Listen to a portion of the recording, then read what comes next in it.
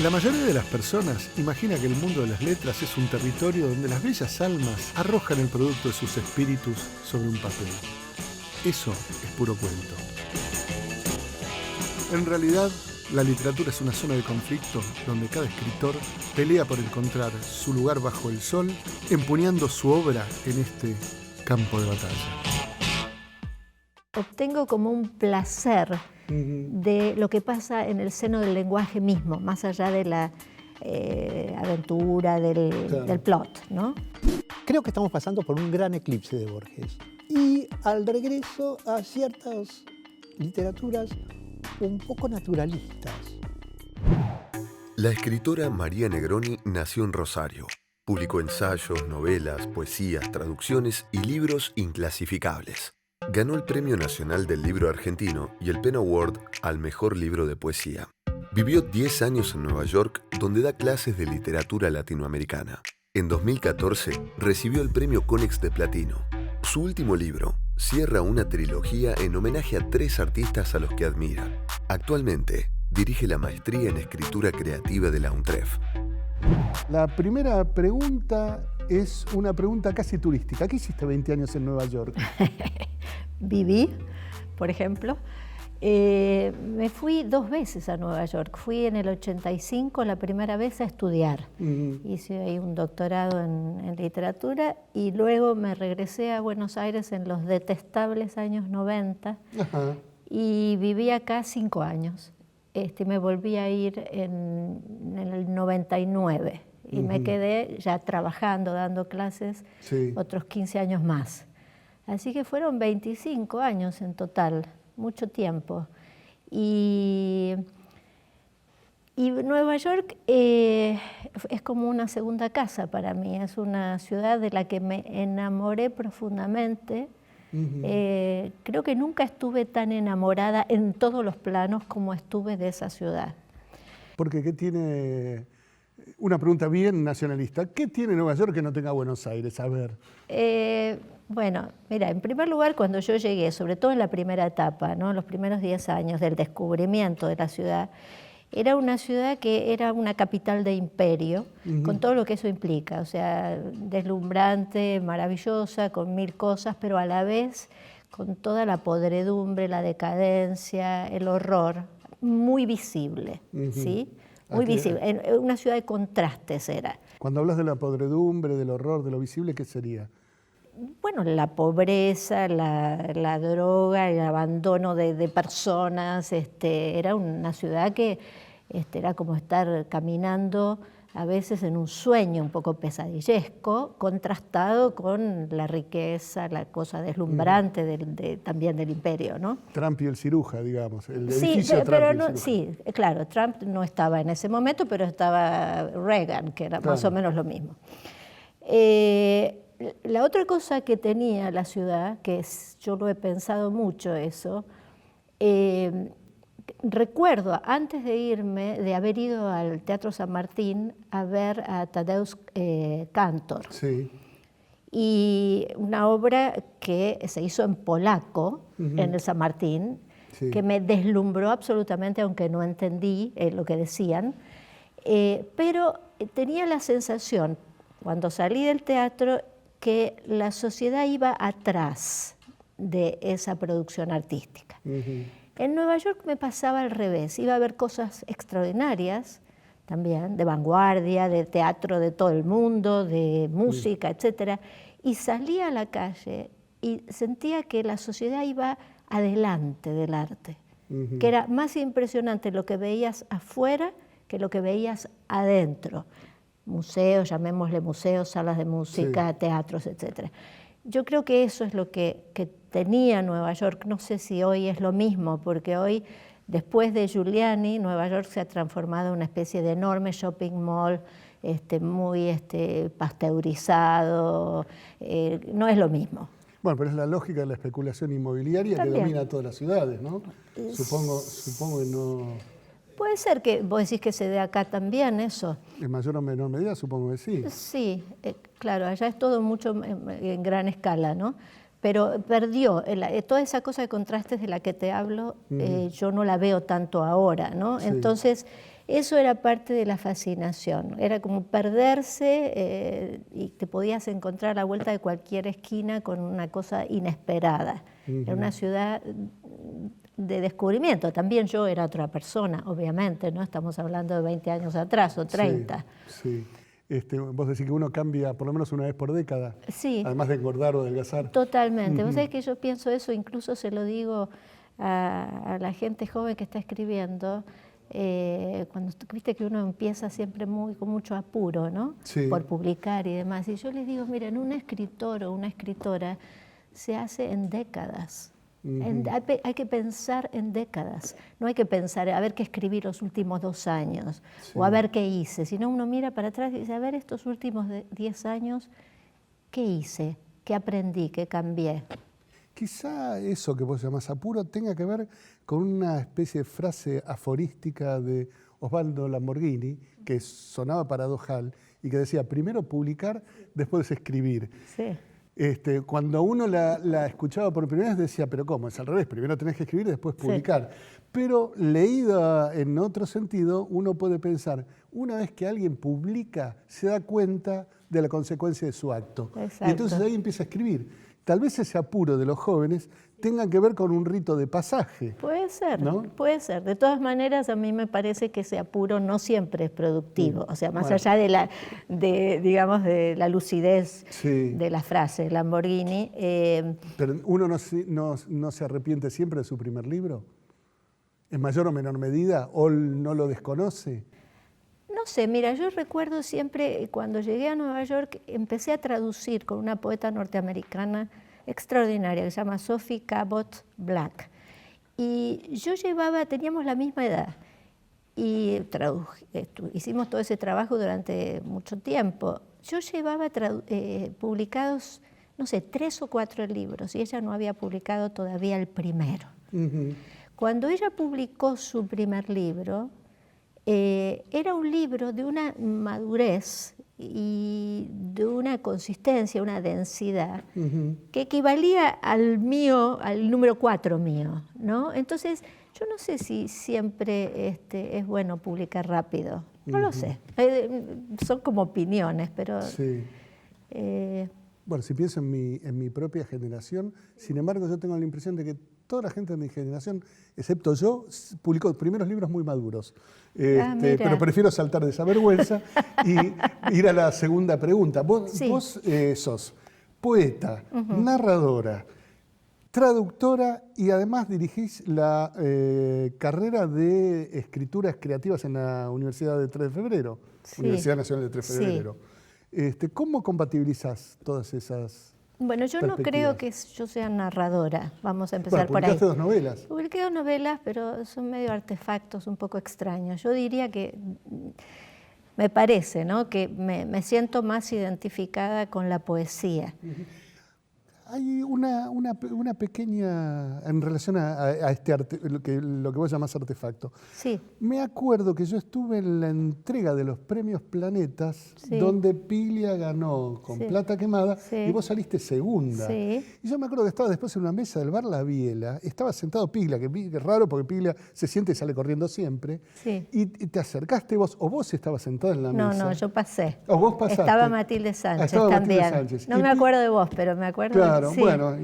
No nos conocíamos, me parece. Goebbels, un sujeto inolvidable. No nos conocíamos. Y Piglia dijo, siempre el primer premio lo merece quien sacó el segundo premio. Eso no me acuerdo. Y yo dije, a ella la voy a leer.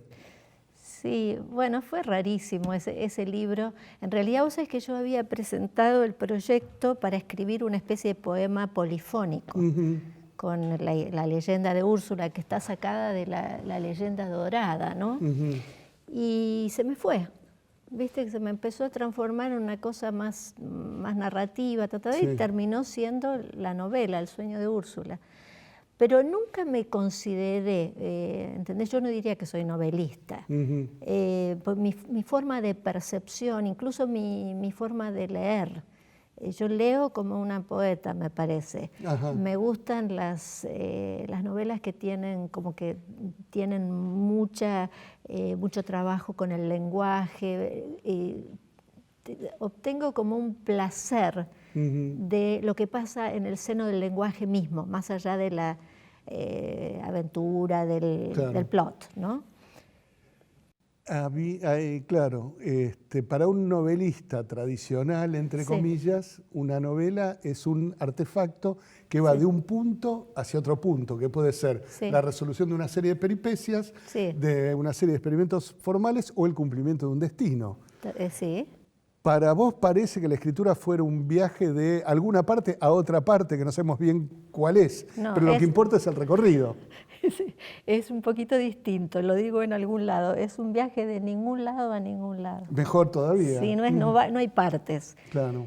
Sí, lo único que importa, me parece, es ese extravío, ¿no? Que uno puede hacer y de repente, sin saber muy bien cómo, ni respondiendo a qué motivo, algo puede encontrar una luz. Para mí eso es la escritura, ¿no? Se puede como complejizar, yo te diría, las preguntas que uno tiene sobre la existencia. Y para mí eso es a través de la lengua, no es de ninguna otra cosa. No tengo mucho interés por las anécdotas, eso es lo que me pasa, como lectora. Por supuesto, soy lectora de ficción, pero es curioso eso porque disfruto muchísimo, pero vas a ver por los libros que traje para recomendar que me gustan las escrituras donde la letra es preponderante, digamos, la palabra, el lenguaje. Entonces sos una defensora de aquello que en algún momento el turco Aziz tomó como objeto de irrisión. Dijo en algún momento, dice algo así como, me causan gracia las novelas cuyo protagonista es el lenguaje. Claro, sí, yo estaría totalmente en desacuerdo con eso. Para mí el único protagonista de cualquier libro es el lenguaje. Bien. Y como objeto, digo, porque vos tenés por lo menos 3 libros dedicados a artistas singulares. Un objeto Satie, otro Archivo Dickinson y otro elegía a Joseph Cornell. Son 3 artistas singulares, particulares. En Objetos Satie, por ejemplo, hay un epílogo brillante y delicado de Pablo Llanera donde resume algo de la trayectoria de Satie, pero vos lo tomás como un personaje, y lo tomás como un personaje que abre un mundo. Y en mayor o menor medida lo mismo pasa con Archivo Dickinson y con Elegía a Joseph Cornell. ¿Cómo es ese trabajo? Bueno, en realidad lo que quise hacer son 3 libros distintos, pero en realidad constituyen una trilogía, o un tríptico, diría yo. Sí, daría la impresión, sí. En el medio está Dickinson, que es la poeta, digamos. Y a un costado está Cornell, que es un artista visual norteamericano, siglo XX, y por otro lado está este compositor Satie, que es fin del siglo XIX, y Dickinson está en la mitad del siglo XIX. Entonces son 3 momentos, 3 expresiones del arte diferentes. Pero los 3 tienen mucho en común. Los 3 son artistas, como vos dijiste, singulares, pero también excéntricos, que no ocupan ningún lugar dentro del canon. Los 3 trabajan con, digamos, miniaturas, con universos mínimos. Vos pensás los poemas de Emily Dickinson, de una concentración léxica, sintáctica, impresionante y semántica, ¿no? Impresionantes. Satie nunca compuso ninguna sinfonía, ningún gran poema sinfónico, no, siempre son piezas menores. Cornell también trabajaba con las cosas que recogía por la calle, las traía a la casa, se metía en su sótano y armaba esas cajas que son como tumbitas, ¿no? Donde ponía los objetos que él había encontrado y con eso construía su arte. Y fíjate, no solamente eso, sino que también entre las cosas que se conseguían en las tiendas de segunda mano, agarraba películas caseras, viejas, y las traía porque tenía un hermano parapléjico. Entonces le mostraba eso a la tarde al hermano. Cuando el hermano se aburría, él bajaba al sótano, cortaba las películas y las recomponía en distinto orden. Entonces volvían a ver la película al día siguiente, ¿entendés lo que Sí, hacía? perfecto. Maravilloso, lo cual Le cambiaba el mundo todos los días. Le cambiaba el mundo, con lo cual eso me hace pensar a mí, ¿no?, que el arte es como un antídoto contra el aburrimiento. Sí. ¿No? El tedio, porque el tipo iba y además no le ponía nada de él.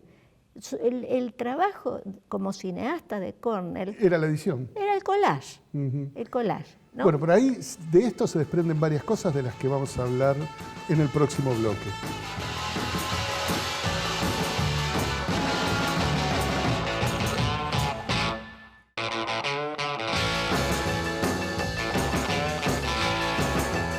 Segundo bloque de Campo de Batalla, continuamos conversando con María Negroni. María, me quedaron varias cosas que daría para 3 o 4 programas. Sí. Pero hablando de tu tríptico, vos elegiste deliberadamente figuras que no son centrales en términos de repercusión pública. Tal cual. Pero son autores que no son minimalistas, sino que trabajan unidades mínimas. Sí. ¿No? Sí. ¿Por qué selección? ¿Qué significa para vos esa especie de recorte? Bueno, yo creo que uno elige el tema o el motivo sobre lo que va a escribir a partir de la fascinación que te produce, ¿no? A mí esos 3 autores me parecen muy interesantes precisamente porque están trabajando desde un margen, son poco ubicables, se están todo el tiempo corriendo de lugar. Vos tenés un cineasta que no filma, por ejemplo. Claro. Tenés un compositor que es un tipo ya viejo cuando empieza la vanguardia, que se hace amigo de todos los jóvenes y empieza a componerles música para Picasso, para Cocteau, que va a tocar al cabaret.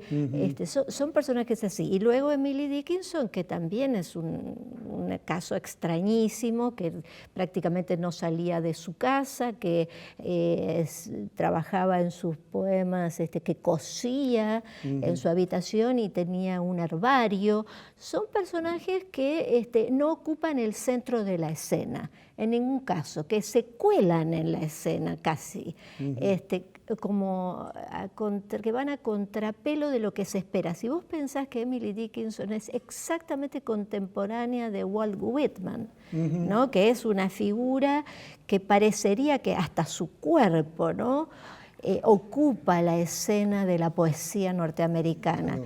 Whitman era como un gordo oceánico, un cuerpo en expansión. Absolutamente. Y frente al oceánico, lo mínimo. Lo mínimo. Ella íntimo. Exactamente. Ella es como si te dijera, es una miniatura incandescente, Emily Dickinson, ¿no? Sí. Que trabaja por sustracción. No es, digamos, la artista de la plétora, ninguno de los 3.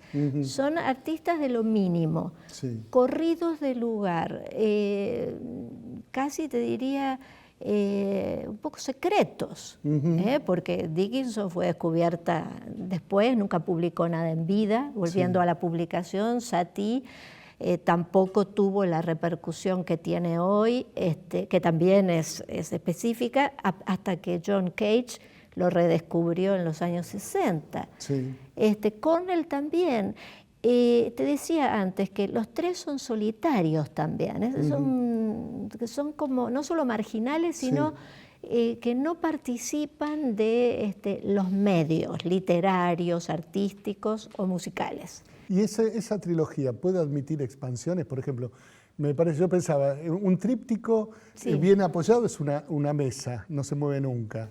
Pero si vos le agregás una pata más, por ejemplo Marcel Schwob, ya la mesa es más amplia. Claro, no, yo creo que ella está con esto. No puedo asegurar que no me dé otra vez, pero también para mí fueron máscaras estos 3 personajes, porque en los 3 hago como una identificación, ¿no? Incluso en el caso de Satie y en el de Emily Dickinson asumo la primera persona. Sí, es cierto. No intento remedar, digamos, la forma que ellos usaban, pero sí el universo, lo habito. Y creo que ya está, aunque en realidad todos los libros son máscaras, pero la máscara esa no necesariamente tiene que tomar el nombre de otro autor. Sí, estaba pensando, en general se dice, el hábito no hace al monje, y yo diría que es a la inversa. En el momento en que uno adopta un hábito, se convierte en aquello que el hábito representa. Del mismo modo la máscara, ¿no? En ese sentido, ¿cómo te sentiste siendo Satie, Emily Dickinson y Joseph Cornell? Bueno, en cada uno de los casos exploré cosas distintas. Por ejemplo, en Satie exploré el humor, por ejemplo, que lo admiro profundamente, su humor, porque yo no lo tengo, o no lo tengo tan desarrollado. Entonces, es un humor muy desopilante, muy desacralizador, un poquito como el de Macedonio Fernández nuestro. Entonces, eso me permitió explorar ese tipo de lenguaje. Sí, en Dickinson no parece haber humor. No, en Dickinson no. En Dickinson ahí creo que es la identificación con el poema, ¿no? Con el trabajo sobre el poema. Y en Cornell es el amor por la ciudad, porque él decía que la ciudad era como, que el mundo era como una gran circunferencia y que el centro de esa circunferencia estaba en Manhattan. Y además lo buscaba... Mi barrio del mundo. El barrio del mundo, claro. Y lo buscaba además en los submundos ocultos de Nueva York, porque el tipo, como te dije, se iba a las tiendas de segunda mano, era como un cachivachero, ¿no? Que encontraba cosas pequeñas, dedales, bolitas, fragmentos, eso es otra palabra importante, el fragmento. El botellero del universo. Sí. ¿Y qué nos vas a recomendar como libros para leer? Bueno, mira, traje un francés, que es Pierre Michon, que lo traje porque vos sabés que en la maestría que mencionaste antes, organizamos una serie de lecturas, se llama así, la serie de lecturas Frost. Invitamos 2 veces por año a un autor internacional. Ya han pasado, vino Henry de Luca, Gloria Gervitz, la mexicana, vino Menchu Gutiérrez de España, en fin. Y ahora viene Pierre Michon, que es un hombre que tiene unos 80 años, que para mí es el mejor escritor vivo francés. Y Michon es interesante porque vos lo decías en la pausa, que también escribe vidas. Su primer libro se llama Vidas Minúsculas, donde él toma personajes de su pueblo, que es un pueblo adentro, del interior de Francia, y que tiene este libro que es Rimbaud, el hijo, que es uno de los libros más bellos que yo he leído. Es breve, todos los libros de él son breves, y está escrito como en un estado de inspiración así absoluta. Absoluta, maravilloso este libro. Y mira que es difícil porque se ha escrito mucho de Rimbaud. Pero si de bien se ha escrito. Es de él. Bueno, muy, muy hermoso este libro. Y hay otro de él también que se llama Los 11, que lo menciono también porque él inventa a un pintor e inventa la existencia de un cuadro en el Louvre. Y ese cuadro tiene los 11... integrantes del Comité del Terror de la Revolución Francesa, con Robespierre como si fuera Jesús. Están Saint-Just, todo lo demás, falta uno, que ese es el enigma de la novela, una novela sobre lo que es el arte, la política, la historia, extraordinario escritor. Bueno, y después traje a 3 argentinas, mujeres. Bien, veamos. Entonces, las ponemos en este orden. Libertad de Mitrópolos, Río de las Congojas, que es un librazo, que nunca entendí muy bien cuando se leen los libros sobre la época de la conquista. ¿Por qué no se la menciona? Sí, porque se habla del Entenado de Saer y de Sama, que son también 2 libros hermosos, pero este es el tercero. Es una joya para mí, ¿no? Bueno, entonces este sería uno. El otro es Seixejuas, de Sara Gallardo, que también es un libro precioso, en las 2, ¿no? Hay como un trabajo sobre la lengua. Y voy a mencionar a una chica joven que tiene 28 años, que acaba de publicar un librito en Bajo la Luna que se llama 3 truenos, se llama Marina Clos, y que viene en esta línea, es como un habla así como del interior, ella es de Misiones, semi-indígena, pero hermosísimo, de una calidad literaria impresionante. Y el tercero es La Yesenska, de Ana Arzumanian, que es un libro sobre Milena, la Milena de Kafka. Pero desde la Milena se llamaba Jesenská de apellido. Ah, bien, bien. Entonces ella relata no la relación entre ellos, o sea, Kafka aparece como una nota al pie casi, sino mirado desde esta mujer que terminó en un campo de concentración, muy interesante también. Así que esas son mis recomendaciones. Bueno, María, te agradezco tu presencia, agradezco tus palabras y a ustedes les agradezco que sigan estando con nosotros y no se vayan, salvo que quieran ir al baño, porque en el próximo bloque va a estar Luis Chitarroni. Bueno, gracias a vos también.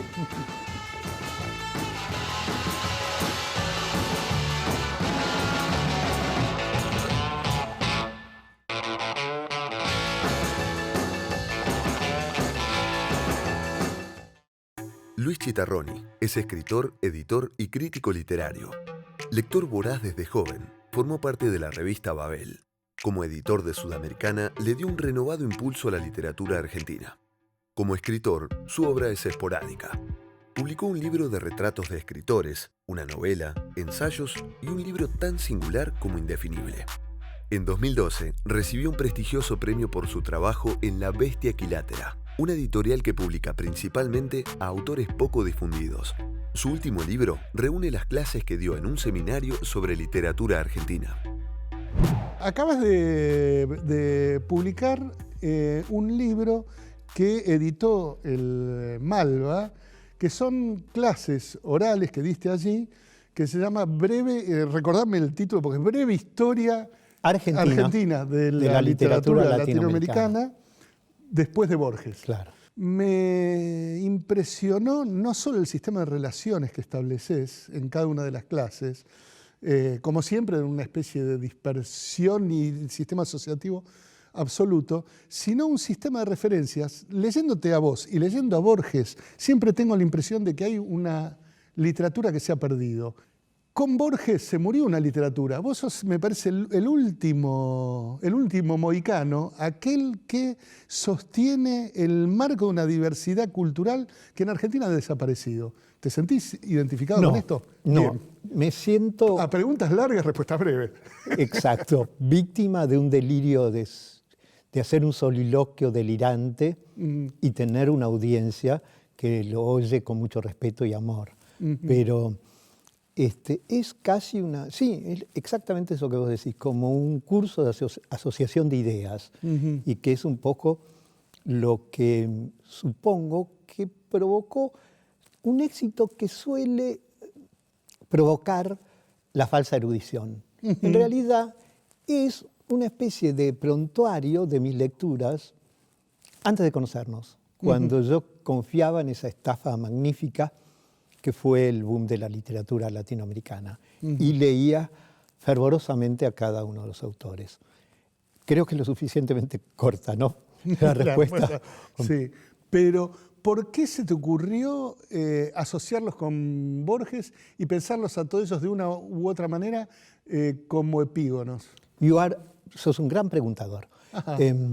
Se me ocurrió porque creo que la literatura latinoamericana verdaderamente nace con la idea del common reader, del lector común de Borges, y con lo que él escribía en crítica, ¿no? Cuando escribió, en realidad, su primer libro, que es un intento, no sé cómo dice, los tímidos juegos, los juegos de un tímido. La historia universal de la infamia. La historia universal de la infamia.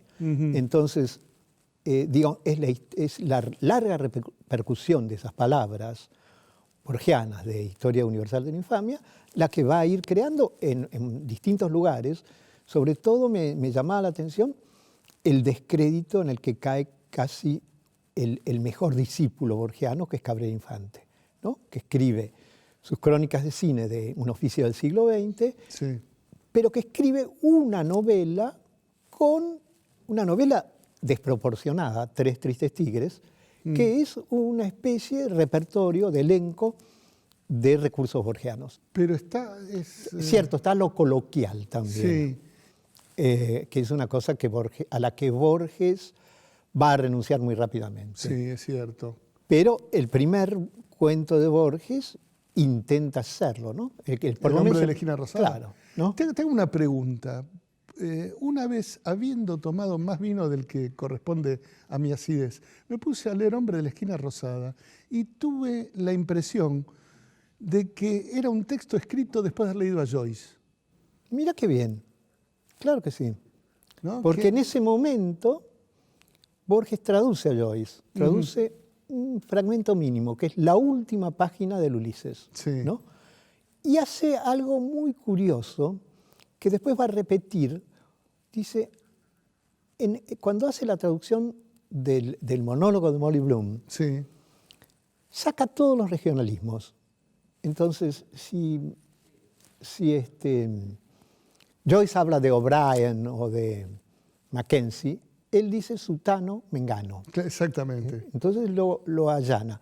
Y él se arrepiente después de Hombre de la esquina rosada porque lo considera como una especie de estereotipo, cosa que es, en verdad es, aunque es un extraordinario cuento, ¿no? Es un cuento que si uno lo lee sin la precaución y sin la advertencia de Borges, que después renegó de él varias veces y escribió interminablemente cuentos que lo denostaban, es una magnífica historia con momentos de relato extraordinarios, ¿no? Se llamaba inicialmente Hombres pelearon. Hombres pelearon, es cierto, sí. Ahora, una pregunta que me parece imposible de responder y al mismo tiempo es perentoria. ¿Por qué Borges ahora? ¿Por qué seguir hablando de Borges? Y al mismo tiempo, ¿cómo no seguir hablando de Borges? Claro. ¿De qué hablar a cambio? Exacto. Yo creo que en mi caso es una inevitabilidad histórica. No puedo sino no puedo sino hablar de Borges, porque constituyó el mundo después de un gran rechazo que yo tenía. En mi casa a mi papá le gustaba Borges y a mí me gustaba Roberto Art, por supuesto, y defendía a rajacincha a Roberto Art. Después de eso, para mí es el hombre que acuña las palabras que más me va a interesar que estén en la narrativa argentina y en la latinoamericana. Vos sabés que es el escritor con menos palabras. Sí, lo decís en tu texto. Perdón. Eso también Perdón por reiterarme. Me lo dijo una vez, no, pero está muy bien, me lo dijo una vez Abelardo Castillo. Claro. Me dice, Borges es el que menos palabras usa, Art es el que más palabras usa. Claro. En ese sentido vos no sos para nada borgiano. No. Por ejemplo, encontré ayer leyéndote la palabra ántumo. Claro. Y dije, ¿es una errata o existe? No, la busqué. Claro. Existe póstumo, ántumo. Bien, pero es una palabra que no está ni siquiera en el diccionario. La utiliza, no me acuerdo si Alphonse Allais, algún escritor francés, como escritos ántumo, ¿no? Ajá, bien. Y decidí apropiar.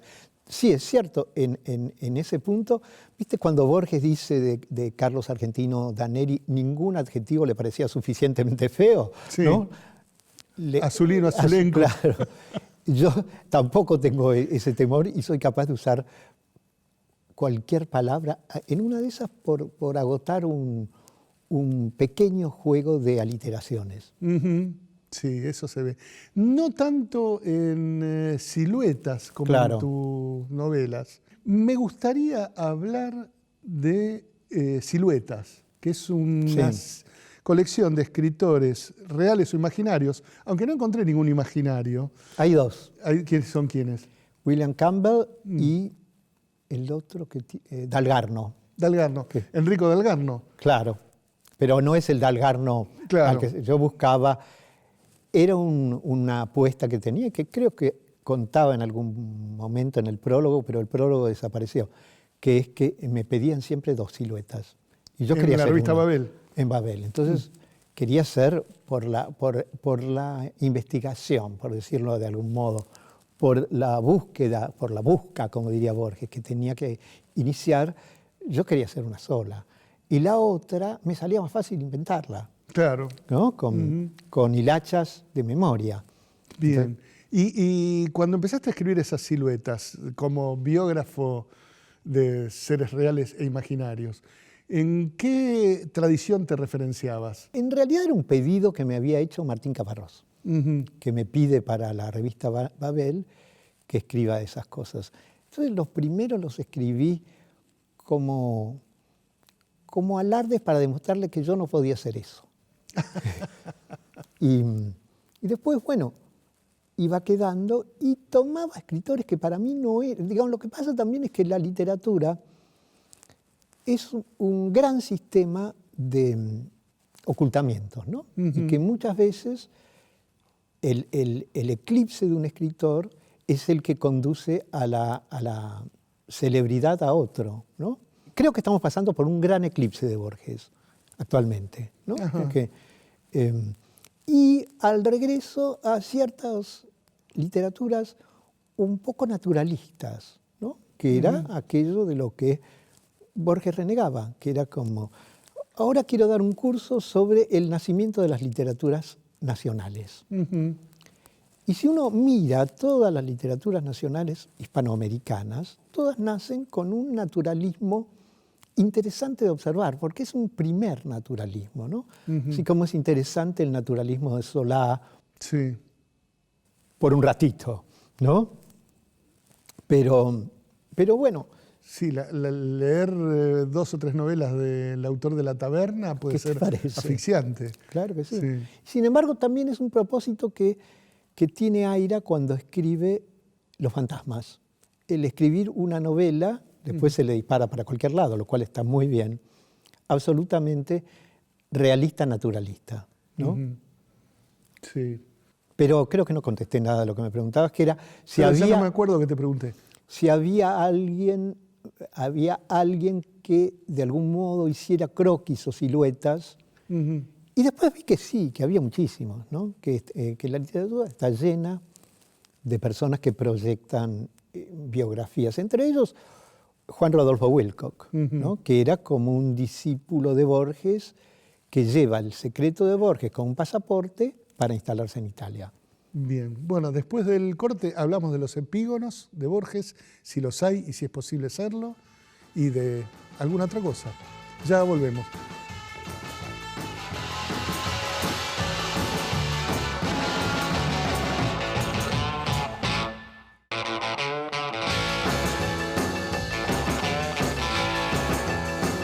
Bien, en el corte estábamos recitando el Martín Fierro y ahora volvemos a la módica o desaforada literatura contemporánea. ¿Qué estás leyendo, Luis? Estoy leyendo... Bueno, leí que me asombró La conquista, Iris y construcción, que es un libro, el último creo, pero ahora tiene una producción airana. Sergio Vicio, sí. Y es un libro que me encanta porque parece reunir cosas que no son elogiables. Por ejemplo, son 3 relatos diversos entre sí y que no tienen ninguna relación armónica entre sí, ¿no? Exacto. Y trabaja con una soltura, con una libertad. En realidad, yo creo que casi todos los libros que nos encantan lo hacen porque nos provocan envidia, ¿no? Claro. Y lo que me parece maravilloso de Sergio es esa soltura, esa liviandad, esa aparente, por lo menos aparente, pero sostenida, cuestión de que el párrafo no le cuesta nada, no tiene que pensarlo. Exactamente. Es, ¿no? Un efecto de continuidad. Sí, es como el gran maestro de la levedad. Sergio, exacto, ¿no? Sí, de la levedad, la ligereza y de una inteligencia que está construida por estas frases que parecen hasta deshilvanadas por momentos, ¿no? Sí. Estoy leyendo por una cuestión de reedición, porque tengo que escribir la contratapa y temo siempre escribir lo mismo. El libro de los monstruos de Wilcock, que podría ser una de las derivas de la que veníamos hablando. De la que veníamos hablando, ¿no? En Wilcock se ve, es un método minimalista, ¿no? Siempre es la presentación de un personaje feo, deudor también, sobre todo, de Borges y fundador de una especie de literatura en Italia muy fortalecida después, que es la de estos inventores o contadores o silueteros de la narrativa italiana. En Wilcock igual es asombroso porque cuesta trabajo también pensar que con un modelo tan estricto, tan minimalista, como te decía, tan repetitivo, él haga tantas variantes, ¿no? y estoy leyendo algo que seguramente vos leíste con un placer enorme, o no, a lo mejor no, porque sos muy selectivo con Tanizaki, La madre del capitán Shigemoto. Es muy lindo. Buenísimo. Muy perverso. Muy perverso y muy también dentro de esa tradición rara que todo el tiempo Tanizaki tiene que fundar. Es decir, remitirte a Murasaki, remitirte a Seisho Nagon, ¿no? Armar esos pequeños relatos como muchas veces se armaba la antigua literatura de la corte, ¿no? Además de hacerlo con una especie de rudeza que no tiene que ver por ahí con los buenos modales, ¿no? de muchas de las exposiciones de la literatura japonesa. Pero bueno, era mi pretexto Tanizaki para hablar de Murasaki, ¿no? Pero, de Murasaki Shikibu. De Murasaki Shikibu, que me parece como una de las mejores literaturas del mundo, ¿no? Y que tendría que tener... Silvina Ocampo era una gran lectora de Murasaki Shikibu. También en un territorio que es complejo para la literatura, que es esto que vos nombrabas en Historia Universal de la Infamia, que es la enumeración, ¿no? En Borges es muy deliberada, ¿no? Por ejemplo, es una enumeración de causas y efectos. Sí. Pero en la literatura japonesa es una especie de... También tiene algo de lo que tiene los cuentos de Sergio. Algo de falta de deliberación. Muy lindo, ¿no? Que a lo mejor uno después, cuando reconstruye, hace ese trabajo adicional de darle una especie de sentido simbólico que no estaba previsto. Sí. Bueno, pero si pensás en Murasaki, con una novela de 2000 páginas, sí. ¿De qué manera detenerse en el párrafo? La obligación es seguir. Sí, sí, ¿no? Sí. Exactamente. Las aventuras del príncipe resplandeciente Genji son en el fondo iguales. Sin duda. Solo que cada vez más gastadas por el tiempo. Digo, y eso es algo, ¿no? Digo, hay pocas novelas que gastan al lector en su lectura, ¿no? Claro, claro. Digo, pero el tiempo perdido sería una. Sin duda. Y también la de Anthony Powell, ¿no? Una danza con la música del tiempo. Esa no lo leí. Pero, por ejemplo, cuando vos haces La perla del emperador, hay un recurso de riqueza que es casi, te diría, un poco apabullante, ¿no? Uno dice, ¿de dónde saca todo esto? Mucho más apabullante que Siluetas, porque a fin de cuentas Siluetas era trabajando con algunos datos reales y dibujando una especie de puente, ahora que me hicieron un bypass lo sé, sí. Entre una historia y otra historia. Pero en La perla es rarísimo. Y con una modestia no exenta de coquetería, vos decías que lo hacías copiando a Salgari. Y la verdad que no tiene nada de Salgari. Porque en Salgari hay otro elemento, que es un elemento de la peripecia, ¿no? Sí. Ni siquiera la peripecia, de la andanza, de la aventura. Bueno, pero ahí hay algo, que seguramente no tendremos mucho tiempo para detenernos, pero que creo que es un rasgo que tiene que ver con cierta zona de la literatura contemporánea que vos y yo compartimos, que es la comprensión de la impotencia, de que se escribe no como se quiere, sino como se puede y aferrándose al borde de la mesa. Sí, sí. Porque... y que terminás diciendo no. Exactamente. Y eso es tu libro, tu última novela, Peripecia del No. Sí. ¿No? Un libro que es un testimonio de la sucesión de lecciones que no se pueden llevar adelante.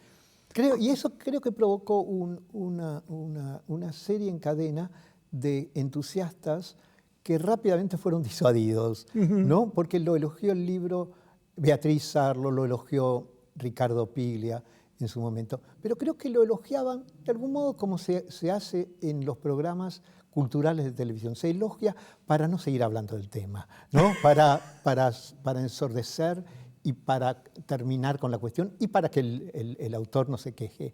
Pero bueno, Peripecia fue pensado también en un sentido como muy autobiográfico y contiene, solo que el lector no puede saberlo, muchas anécdotas de mi vida de esa época, transformadas. Bueno, la transfiguración es un signo de la literatura. Y de la estupidez en mi caso.